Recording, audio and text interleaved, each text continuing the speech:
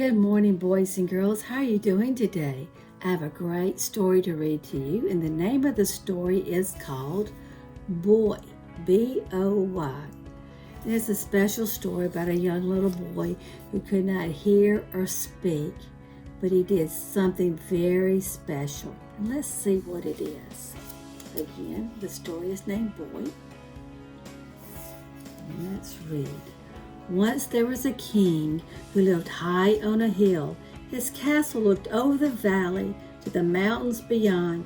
He was a powerful man with many brave knights. All right, there we go.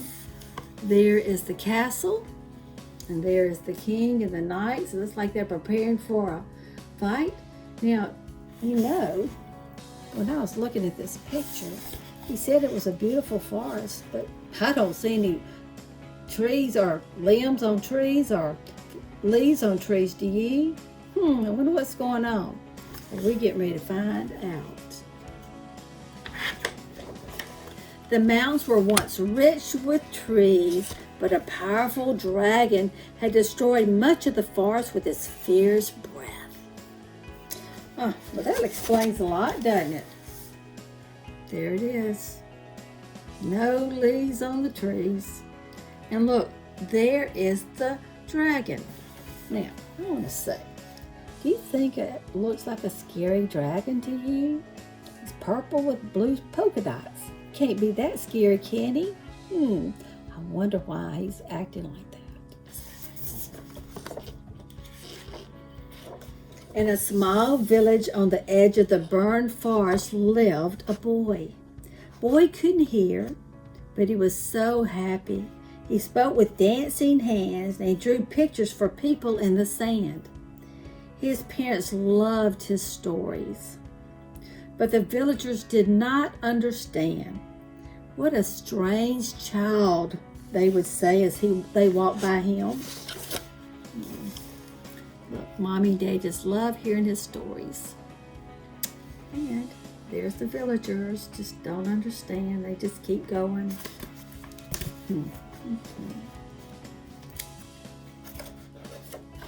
Roar, charge, cling, clang, clong. Since the forest had been burned, the king and the dragon had fought many fierce battles. They were roaring and flapping and running around, hiding, dodging, weaving, and a lot of shouting going on. Right, there we are. There's that dragon, and there's the soldiers and the knights. See that? I think they're all scared of each other. What do you think? Boy couldn't hear the battle cries, but he had seen the fear in his mama's eyes and felt his father's hands when he held him close. The battle was long and loud, but no one ever won. There it is. Oh no, here comes the dragon, run, run. And there's the mommy and the daddy, and they're holding their little boy close so he would feel good. I bet when you get scared at night, I bet when your mommy and daddy put you in their arms and hold you really tight, I bet you feel comforted too, don't you? Just like this little boy did. One day, when the king and the dragon were battling once more, the boy ran right into the middle of the fight. Oh my goodness, what's going to happen? There's the parents watching, and all of a sudden, he's going into the battle, and he looks like he's trying to get a lizard for his friend. That's what it looks like, doesn't it? But he didn't hear the roaring going on and the fighting.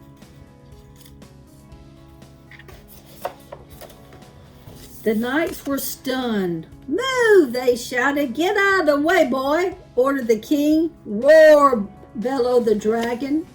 But of course, boy couldn't hear a thing. There's the dragon roaring and the knights, and they're all worried. And all the boy is doing is sitting over there, couldn't hear a thing, and he's trying to capture his little lizard. See that?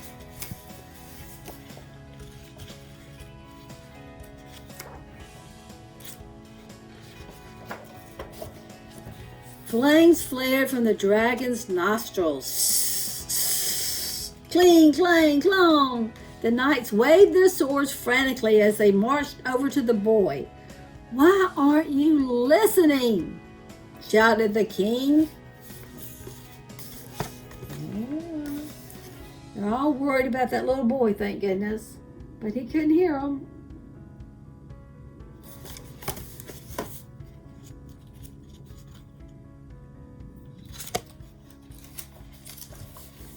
Boy was surprised when he looked up and saw them all. He watched them for a moment, then made his hands dance. The knights were flabbergasted, the knight was puzzled, and the dragon was mystified. Cling, clang, clang!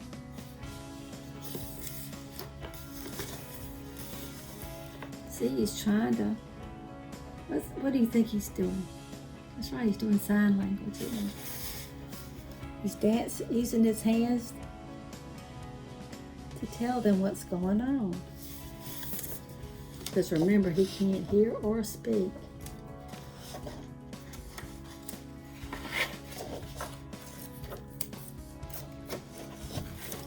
Boy could see that they did not understand him, so he took a sword and wrote in the sand.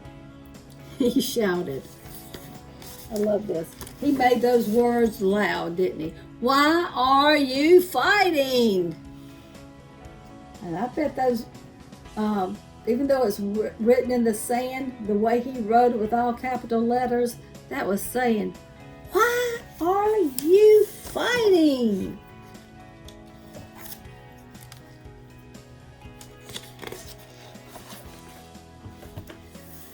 There was silence until suddenly the king pointed to the dragon. "He started it," he cried. "He burned our forest." The dragon shook his head. "It was an accident," he roared. "I sneezed a fireball in the trees. I came to say sorry, but your knights chased me away." The knights pointed to the king. "He told us to do it," they cried. Well, they're blaming each other. They're blaming each other, aren't they? They sure are. Yes, they are. "He did it, not me. He did it." Have you ever blamed something on someone that they didn't do? And you didn't do either? The king looked up to the dragon. "Well, I thought you came to take my castle away." "Your castle is too small for me," the dragon replied. "All I want is for you to stop chasing me. I don't like being chased." "Nor do we," chorused the knights. I love these pictures. Look at that. There's a king. I didn't know. And he said, "I thought you were going to take over my castle." And he's going, "Hey, I just don't want you chasing me anymore." And the knights go, "Me too, don't chase me." I love that. This is a good book. Boy drew a picture of everyone in the sand. He showed them how their days could be without fighting and fear. There was a lot of chanting and shouting and laughing.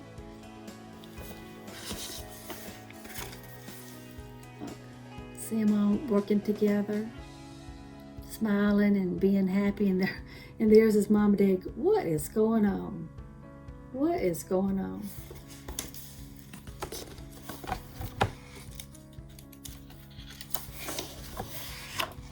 "I promise the knights won't chase you anymore," said the king to the dragon. "And you can visit my castle wherever you like. And I will cover my nose when I sneeze." "Shh, shh," the dragon said. Boy couldn't hear a word, but he didn't need to. Actions speak louder than words. There they are, getting along and hugging each other and saying, "I'm sorry." That's pretty cool.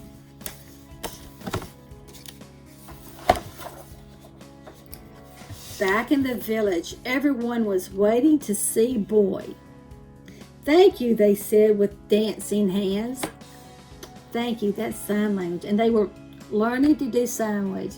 Thank you, thank you, thank you. I love that. And there's the mom and daddy and all the villagers telling him thank you using sign language. So that is the end of our story. And I love this book. Do you know anybody who can't hear or speak? I bet you have some friends in school that are like that. Have you ever seen them using their hands to speak and talk? I think it's important that we understand what they're going through and that they have a special gift to do sign language and they can speak. All you have to do is be patient and listen to what they have to say by their hands. You know what I think a better idea would be is for us to all learn sign language. I think that would be the best way. Then we can communicate with them and they can communicate with us. So I hope we can try to do that one day in the near future. I love you, and you know what this sign language is? I love you. That's what that is. Thank you.